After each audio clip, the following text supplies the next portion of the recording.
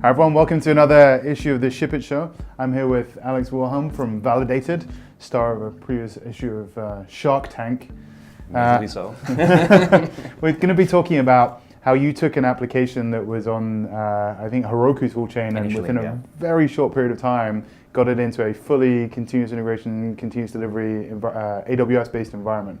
5 weeks? 5 weeks, yeah. 5 weeks. They called us, they said, you have 5 weeks until your air date. Good luck. Make sure it doesn't crumble.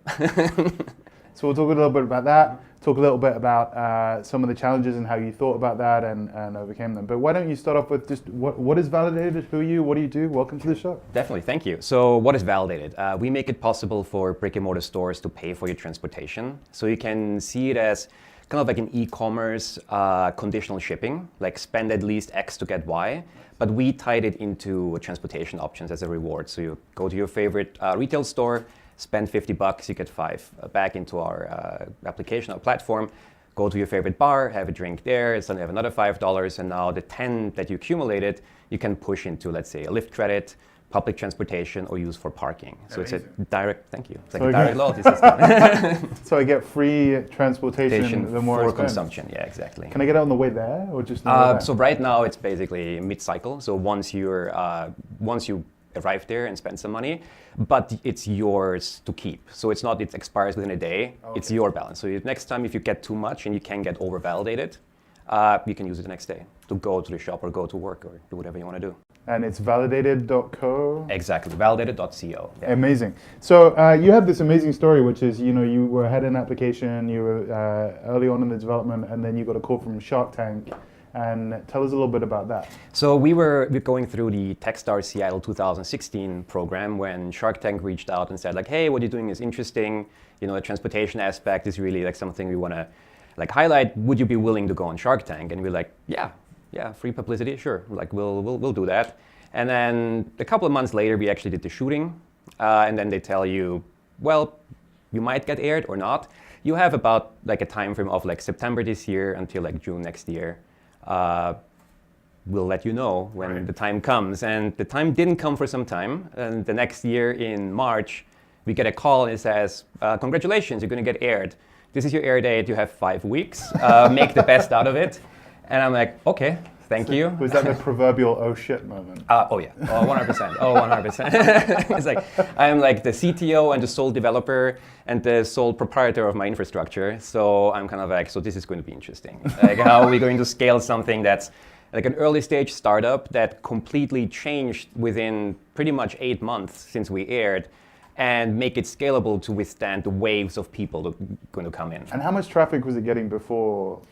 We had a couple hundred users that come in every day, and then it was well, on this day, you have East Coast time, West Coast time, Central. You have those waves coming in, and there's going to be a lot. So better make sure your website works, which was also initially hosted just as a simple web page.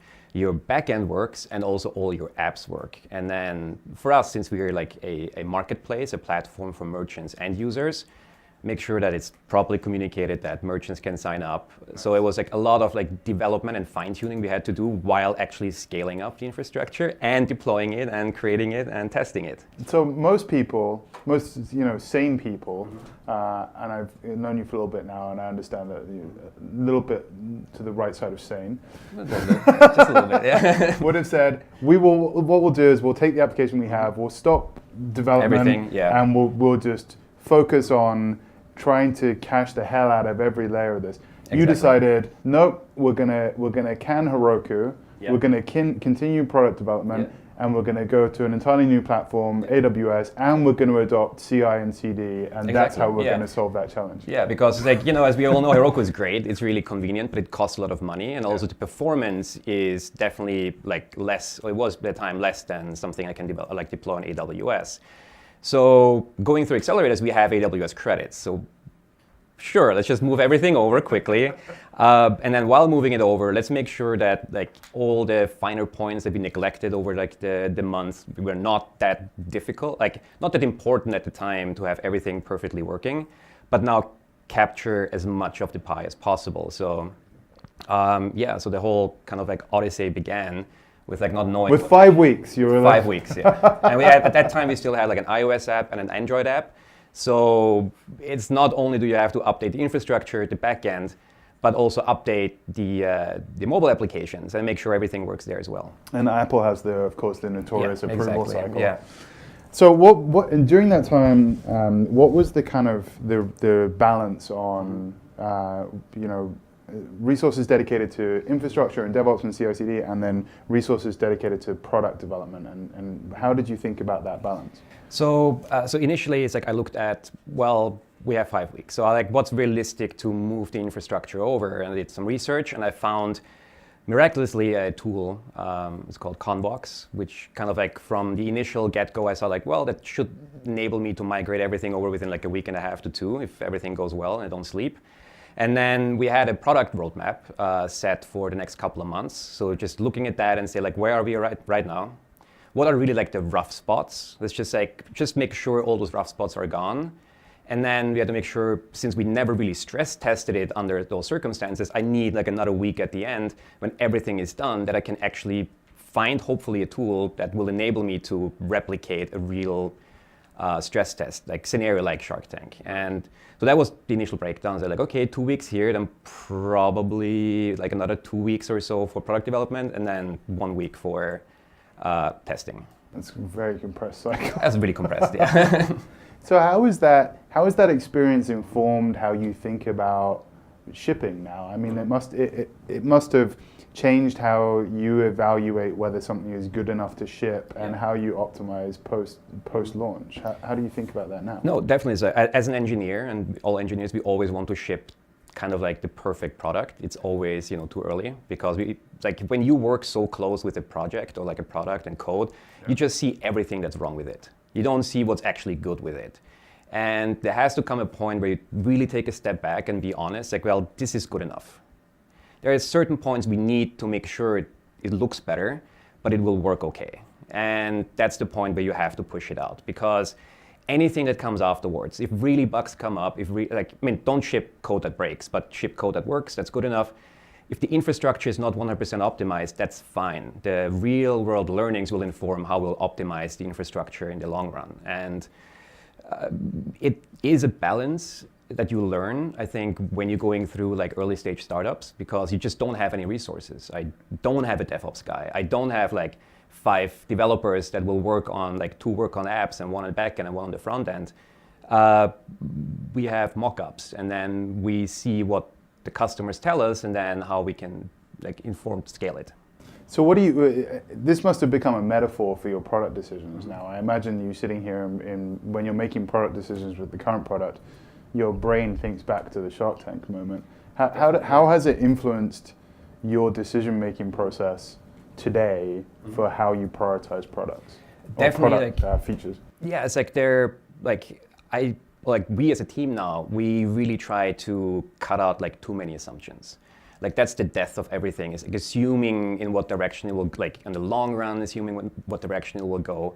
But really listening to customers and listening to our own gut instinct and say, well, let's just take everything we have and break it down, the really MVP, not just the really essence of MVP, and just kind of build that forward. Doesn't matter how complex the product or how big the product becomes. Let's just really concentrate on the next small incremental step. And that's why just taking a step back and looking at what we've created so far is more difficult, the longer you work with it, because your nose is just so close to the grindstone. So just in closing, if one of our viewers are in a similar situation, what would be your advice to them as to how they should think? Obviously don't panic, but yeah, don't panic. That's always a good thing. What else? Number one advice is always just if you think you have a problem and you're alone with it, you're probably not. All of us have to solve 90% similar issues. We were lucky because I didn't know how to as well migrate my whole infrastructure, and Conbox that I mentioned prior was literally a continuation of Heroku to a private cloud, your own private cloud. So we could migrate that within a week. Simple configuration changes, could migrate in a week, and just not build everything from scratch yourself.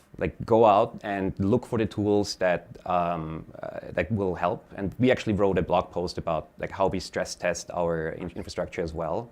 It's on validated.co.